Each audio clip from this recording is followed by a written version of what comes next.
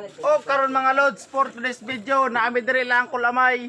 Nagtubil mi og kuang kay maglaglag mi. Tagalog gani kasabot ang mga Dili pwede magtagalog kay taga Cuanta San France, taga Mindanao.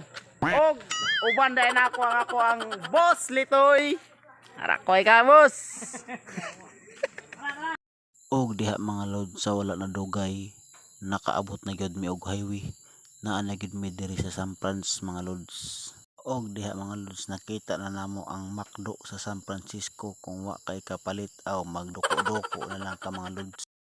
Og paglabay sa pila ka minuto mga lods aw naa na mi sa among destinasyon. Kay nakaabot na mi sa among destinasyon mga lods.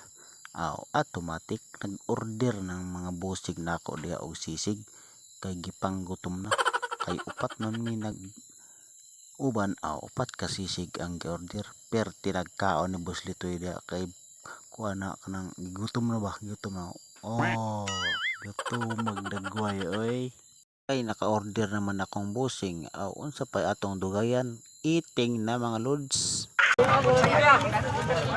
Lay haplay sukir mo siya. Ano ba? Balot remote ko. Ito lang. Maluta po kanina sa gani. Ay napingis man si Boss Litoy sa sisig balhin siya sa pikas pinaingon pa siya pingisoy. og diha mga lods nag-inom-inom na may og buko kay abi na ko muuli na may mga lods nag-inom na ko og buko tanawa si Boss Litoy.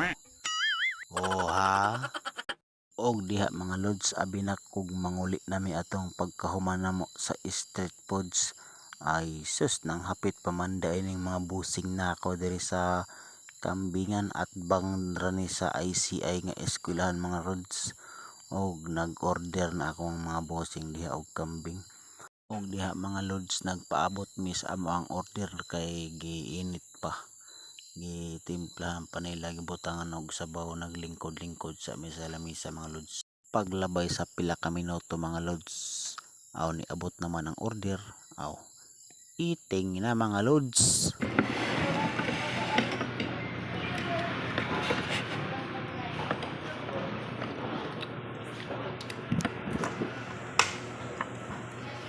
Sana all. Og karon mga lods manguli na mi kay human nami nang aon. Nang hingi kina si Boss Litoy. Kayo success. Ang nakuan gid ang gutom. Nasulbad. Ya mga lods, daghang salamat sa pagtanaw. Bye-bye.